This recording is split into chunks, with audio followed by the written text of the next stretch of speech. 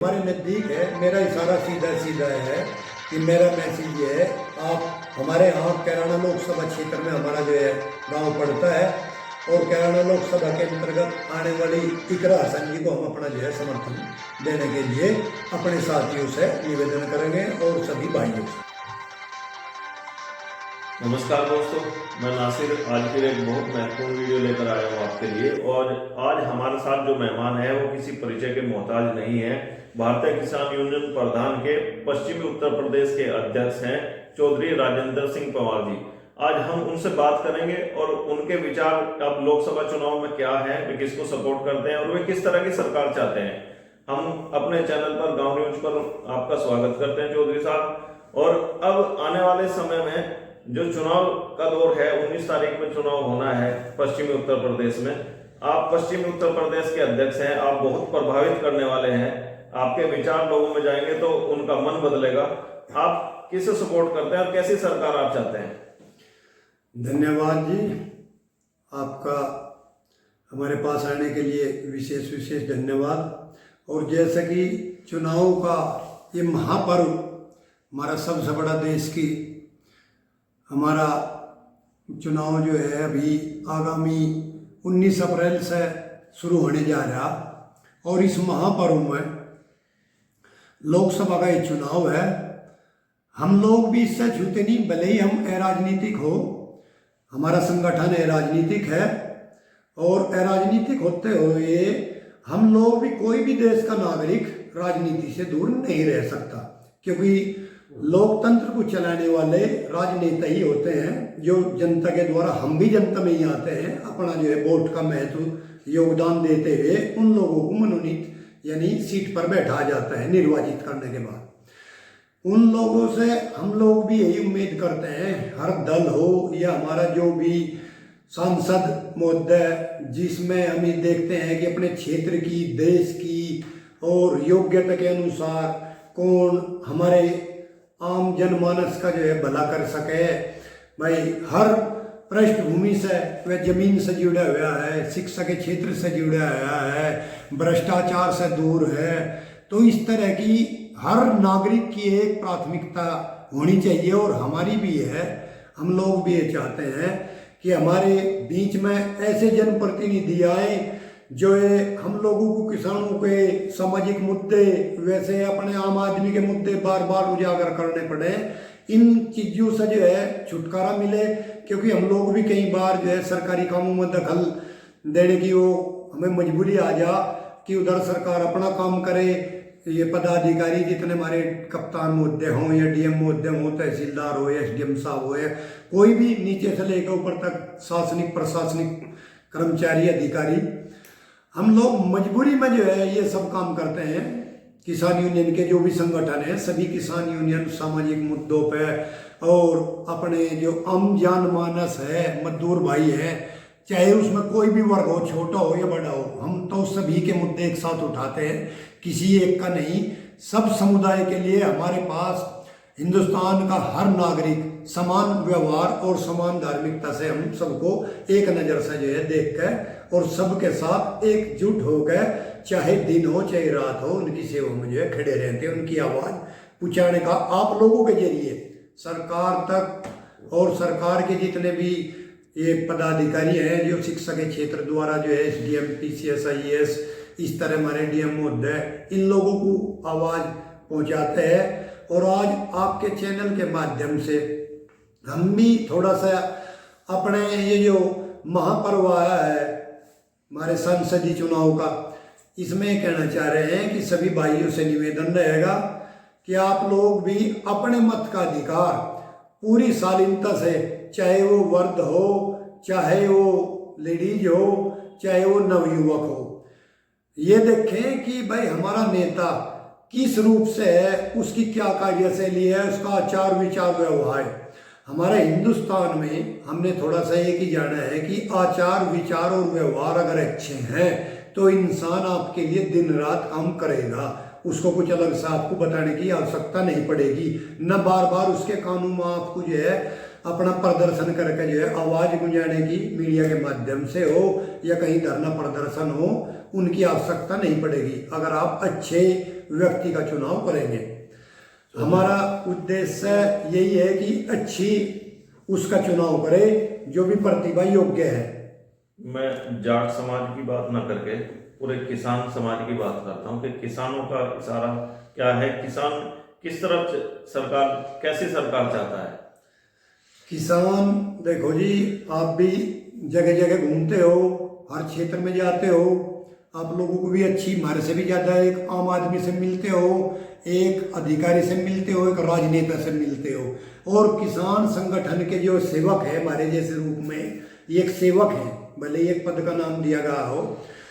इन सब की एक ही आस्था है कि भाई हमारा किसान जो न जरूरत की मुहैया चीज़ें हैं, हमारी मंडी से लेके हमारे खेत तक हर सुविधा इस तरह की हो कि किसान का हरासमेंट ना हो, नुकसानदायक चीज़ों को जो है हमारे हिंदुस्तान से जो है बाहर करा जाए। जैसे कि आज की डेट में हम देख रहे हैं कि हमारी क्षेत्रीय जो चीज़ है, यानी कि एक किस्म का जो हमारी लैंड है हर क्षेत्र में वो बहुत कम होती जा रही, क्योंकि वही एक पिताजी के पास अगर 100 बीघे जमीन थी, उसके 5 पुत्र होंगे तो एक पे 20 आएगी, फिर उस 20 वाले का जो है 2 पुत्र होंगे तो उन्हें 10-10 आएगी। इस तरह हमारा डिवाइडेशन, जमीन बढ़ नहीं रही, हमारी घट रही है।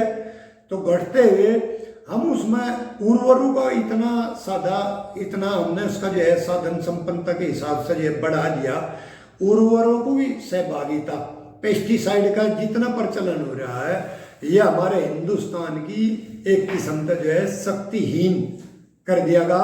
हम ऐसी सरकार नहीं चाह रहे और न ऐसी पार्टी चाह रहे जो इस तरह की चीजों को जो है बढ़ावा दे। इससे हमारे शरीर का विनाश, हमारी जमीन का विनाश, हमने काफी मंथन कर लिया। हम एक किसान भी हैं। मैं आपकी बात पहले भी ना टोकूं क्योंकि मैं भी किसान हूँ।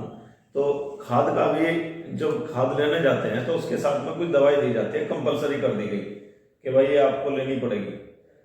ये सरकार हम जबरदस्ती जी, ये सरकार हमारे, चाहे सरकार कोई सी भी आ जाओ, आपकी सरकार का क्या एजेंडा है कि वो किसी भी रूप से कभी किसी बहाने कोई कर लेगी, कभी किसी बहाने, मतलब पैसे एकत्रित करने का एक बहाना है सरकार का है कि भाई ये चीज लगा दी, वो चीज लगा दी, अलग अलग लिक्विड है ये लेना पड़ेगा आपको, इतने पैकेट है ये लेने पड़ेंगे। वो उसके पास बेचारे के 200-300 रुपए या 500 रुपए है कि यूरिया वो ले आएगा, लेकिन उसके साथ में उसे 500 रुपए का सामान और जबरदस्ती थोक दिया जाता है कि भाई ये भी आपको लेना पड़ेगा।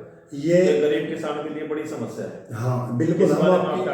हम इस बारे में ये कहना चाहते हैं कि ये वो काम है कि उंगली पकड़ के, यानी आपको इन्होंने उर्वरक मुहैया करा, उसके साथ अपने जो हमारी जरूरत के भी नहीं है और हमारे खेत में, हमारी जमीन में काम भी नहीं करते, इस तरह के पेस्टिसाइड हमारे साथ जबरदस्ती थोपने का काम सरकार करती है। चाहे सरकार आप कोई सी बैठा लो, कई सरकारें हमने भी देख ली, लगभग हमारी 47 साल की एज हो चुकी और लगभग 30 साल से तो हम भी अनुभव कर रहे हैं अपनी खेती के बारे में और अपने लोगों के बारे में कि भाई किस तरह की सरकार कोई सी आ जाओ, किसानों को और मजदूरों को शोषण करने के अलावा यूज इन थरो, एक अंग्रेजी का शब्द है, इन्हें यूज करते हैं और किनारा कर देते हैं। इनकी सुनवाई कहीं नहीं होती, इन पर थोपने का काम करते हैं।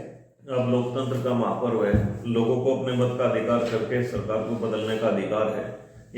अब ये जाटलैंड, पश्चिमी उत्तर प्रदेश को जाटलैंड माना जाता है। जाटों का इशारा, जैसे अब जयंत चौधरी जी भाजपा के साथ चले गए, लेकिन अब इशारा क्या है जाट समाज में? जाटलैंड होते हैं, जाट पहले किसान है, उसके बाद जाट है, क्योंकि यहाँ जो पैदा हो गया जिस वर्ग में जो है, उसके बाद पहले उसका मूलभूत क्या है, उसका कृषि है। कृषि से अगर उसकी जो है पूरी की पूरी जो जितनी समस्याएं हैं वे दूर होकर उसका पालन पोषण नहीं हो सकता, बिरादरी तो बाद में नजर आती है। जब तक आपका खुद का संचालन नहीं होता, आपके शरीर का, आपके परिवार का, आपके माहौल, आपके मतलब ये गांव गली या आपका क्षेत्र का विकास नहीं होगा, तो तब तक तो आपकी जो है बिरादरी को कोई पहचानेगा नहीं। चौधरी साहब चले गए हैं, वो उनका खुद का जो है वो है, कोई भी स्वतंत्र है आपके हिंदुस्तान में, सबको एक आज़ादी है हमारे संविधान के तहत, कोई कहीं भी जिसका जहाँ मन है एक स्वतंत्रता है, किसी भी पार्टी में, किसी भी संगठन में आप जा सकते हैं, सबके लिए सब संगठन के खुले दरवाजे हैं। लेकिन उसके साथ साथ वो उनका खुद का है, ऐसा नहीं कि उनके साथ साथ जाट बिरादरी भी जाएगी, नहीं, जाट बिरादरी अपनी पहले किसान से जो है विलोम करती है, और किसान का भला जहाँ होगा जाट लोग उस तरफ को जो है ज़्यादा जाने का अपना जो है रुख दिखाएंगे। ये आपको इस चुनाव में भी नजर आएगा और नजर आता रहेगा। हमारे चैनल के माध्यम से कुछ जनता को आप बहुत महत्वपूर्ण मैसेज देना चाहते हैं, जो भी आपके मन में है आप बताइए। हम तो आपके चैनल के माध्यम से यही कहना चाह रहे हैं कि जो किसानों के प्रति सोचने की आस्था रखता हो, और जिस पार्टी ने भी किसानों के और मजदूरों के, किसान और मजदूर एक ही पहलू के दो सिक्के हैं, कोई अलग अलग नहीं है। एक के नाम खेत है, एक के नाम काम है। खेत नहीं है तो काम करेगा खेत में ही जो है, उसके मकान में करो, चाहे उसके दुकान में करो, चाहे उसके घर में करो, तो दोनों एक ही चीज है।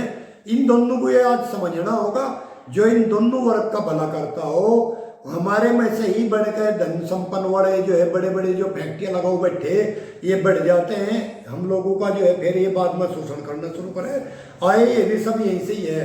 हिंदुस्तान का जो मूल इतिहास है, जब से भी हम लोग बड़े बड़े खरबू साल से जो शास्त्रों के माध्यम से पता कराया है कि भाई यहाँ पे किसान वर्ग से ही जमीन से जुड़ कर पैदा होकर आगे बढ़ा, चाहे वो कोई कितना ही बड़ा व्यापारी बन जाओ, चाहे कितना बड़ा ही टेक्नीशियन बन जाओ, तो उसको सभी भाई किसान और मजदूर उस सरकार को चुने जिसने किसानों के प्रति, आप सब अपना जो है पूर्ण इतिहास उठा के देखे कि जो किसानों के प्रति आपके साथ खड़ी रही सरकार, आप सब उसका चुनाव करें।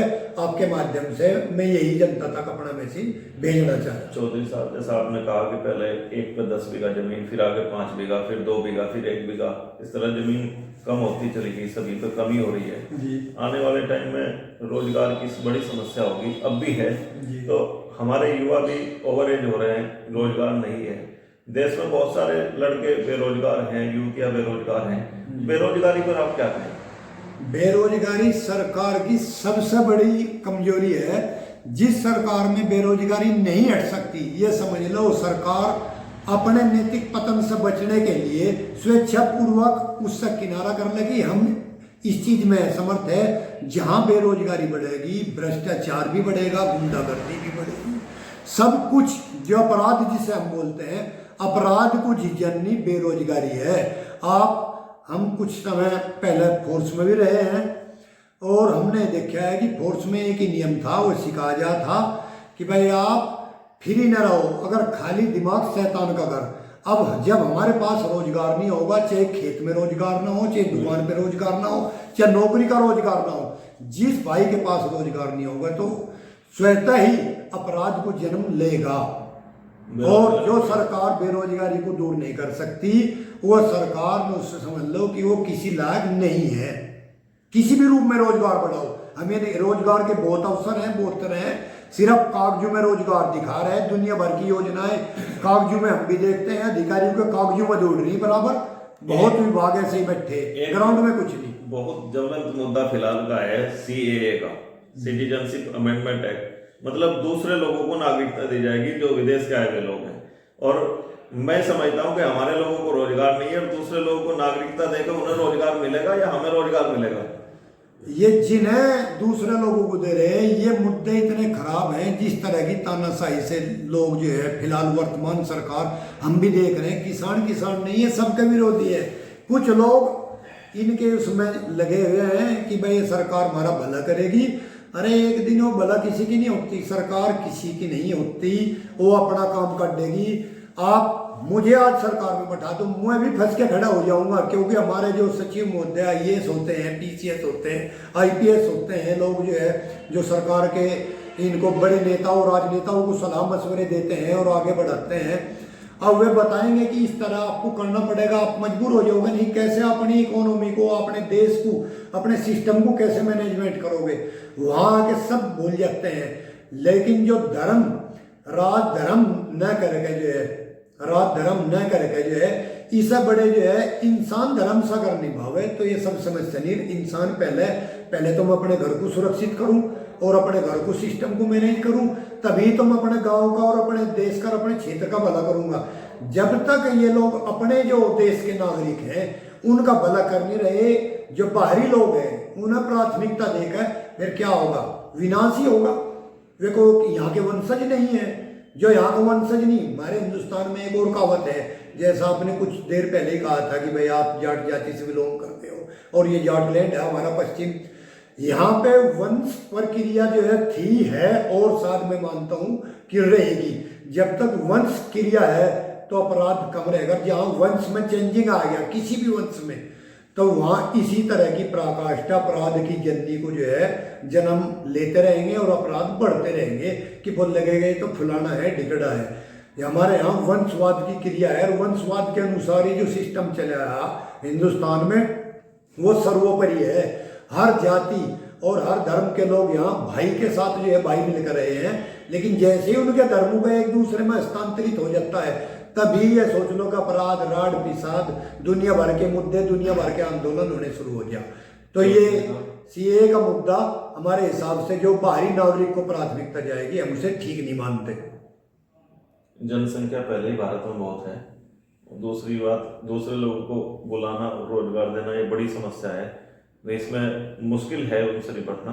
लेकिन अब फिलहाल जो लोकतंत्र का महापर्व है उसमें आप सीधा सीधा कहाँ इशारा करते हैं? किसान सरकार है और किसान अपने आप को ये सोचते हैं किसान प्रधान जो है ये हिंदुस्तान है। हमारा इशारा तो लगभग जो है फिलहाल हमारे बीच में यहाँ पर जो है हम पार्टी को न इशारा करते हैं, व्यक्तिगत जो लोग हैं हम फिर भी ये कहते हैं कि पार्टी को भी रखो। कुछ लोग पार्टी में खराब हो सकते हैं, पूरी पार्टी या पूरा परिवार, जैसे हम कहीं पर किसी पर आरोप लगाए, हर घर का आदमी अपराधी नहीं हो सकता। उसी में एक अच्छा यानी कीचड़ में कमल खिलता है जैसे, इसी तरह हर परिवार में एक दो आदमी इतना सभ्य होगा कि जिसका उदाहरण आदमी सदियों तक देता है। इसी तरह कोई भी पूरी की पूरी पार्टी तो खराब नहीं होगी, लेकिन कुछ राजनेता, कुछ लोग जो है अपनी हठधर्मिता, अपनी महत्वाकांक्षी के लिए अपने आप को इतना आगे बढ़ाने का काम करते हैं कि वे ये भूल जाते हैं कि मेरा उद्देश्य क्या है, मुझे इंसान की जो योनि मिली है ये किस लिए मिली है। मैं इन सब चीज़ों में हमारे नज़दीक है। मेरा इशारा सीधा सीधा है कि मेरा मैसेज ये है, आप हमारे यहाँ कैराना लोकसभा क्षेत्र में हमारा जो है गांव पड़ता है और कैराना लोकसभा के अंतर्गत आने वाली इकरा हसन जी को हम अपना जो है समर्थन देने के लिए अपने साथियों से निवेदन करेंगे और सभी भाइयों से। बहुत बहुत धन्यवाद।